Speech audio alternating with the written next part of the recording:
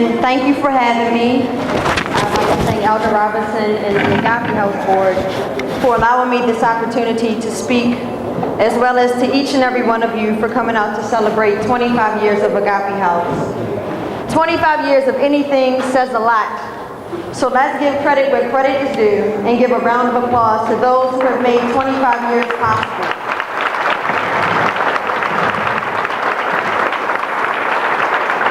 It is both a pleasure and an honor to be here today.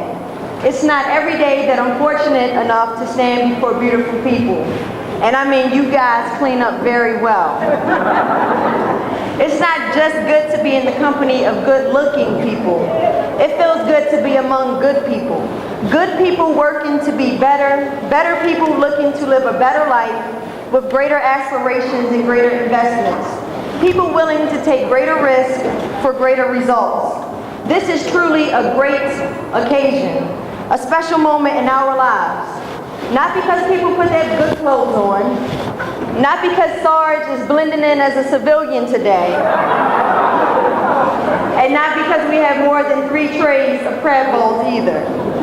It's because different people from different backgrounds came to celebrate something that we have in common. And in the year 2008, it's more evident than ever that we have more similarities than we think. Agape House is one of them. It means different things to different people. While some people have been givers, some have been takers, and some have been even more takers. But we have all been blessed beyond measure. I stand before you, surely not perfect, but a proud product of Agape House. I represent the second generation of my birth family's involvement with Agape House. My aunt first discovered Agape House and Sister Carol during her preteens, when her mother, my grandmother, could not provide for her the attention that a young girl needed, and over the course of time, my younger brothers and I found ourselves becoming stories in the great historic book of Agape House. I consider myself one of the originals. If there were a Letterman jacket, I'd have the varsity A. On my first night at Agape House, we slept in sleeping bags on the floor that has now become Elder Robinson's office. We came from an emergency overnight stay to regulars. Yes, we built a tag. The room which families fill now were once shared between girls and boys who were dropped off for different reasons. The second floor was for the boys and the third for the girls. We slept on bunk beds, and when the lights went out, the rooms packed with children of diverse backgrounds and ages would whisper dreams that seemed unachievable. On Saturdays, we'd grab sleeping bags and have movie night, and on Sundays, we'd dress up for church just to walk down to the first floor with Pastor Freeman. During the week, when the other kids went to school, I hung around the kitchen with a pastor who had a lot of R's on his tags, who could stand in the basement and still be heard in the attic, and who seemed to have a pair of suspenders on at all times. He'd place me on a milk crate. We'd talk, and I'd help him cook. Now don't ask me for any of the recipes, and don't ask me what we talked about. But it was these early encounters with the great Edward G. Robinson, praise the Lord, and Carol DeBorgia, that helped shape and mold me into a part of what and who I am today. It was standing on that milk crate where I learned the value of words and character. When my last night as an Agape House resident approached, I looked at Sister Carol and I said, "Don't give away my stuff. I know my mother. I'll be back." I never said goodbye. I left with my mother hoping that she'd finally keep her word, her promises. Now, I love my mother. But even at the age of 7, I wouldn't put my allowance on her. So talk about a smart kid. Well, as fate would have it, years later, I did return to Agape House, but as a foster child. My now adopted mother brought me back to a place that held many of my fond and positive memories. Agape House was one of the most stable and consistent environments that I had known.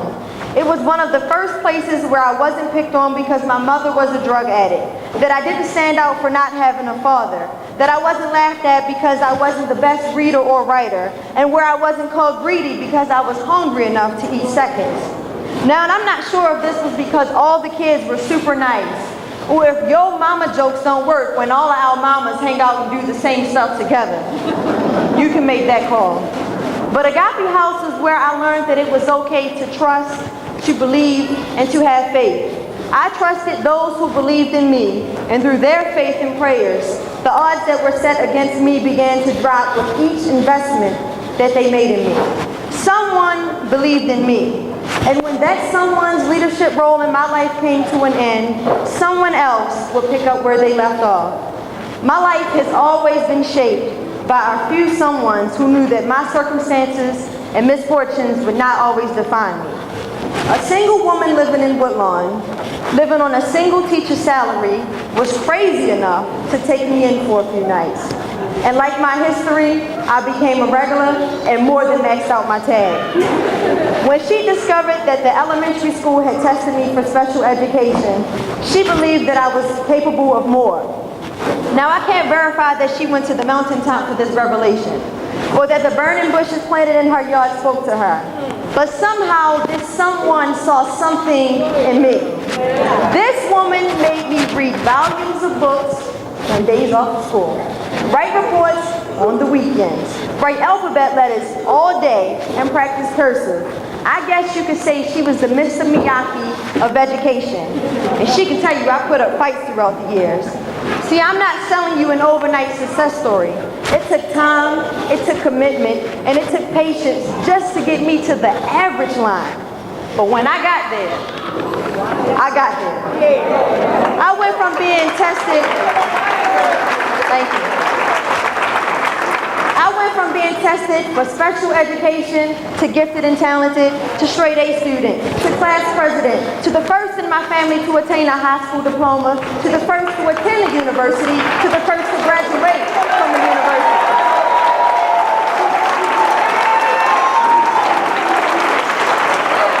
Now, I hope there isn't a statistician in the house because you put your money on the wrong kid from the ghetto. I've come far, and no, I'm not the exact kid that I was sitting on the steps of Agape House. I'd like to think I've gotten cuter. And even though I work for a nice company now and can blend in with the movers and shakers of the entertainment industry, don't let the smooth taste fool you.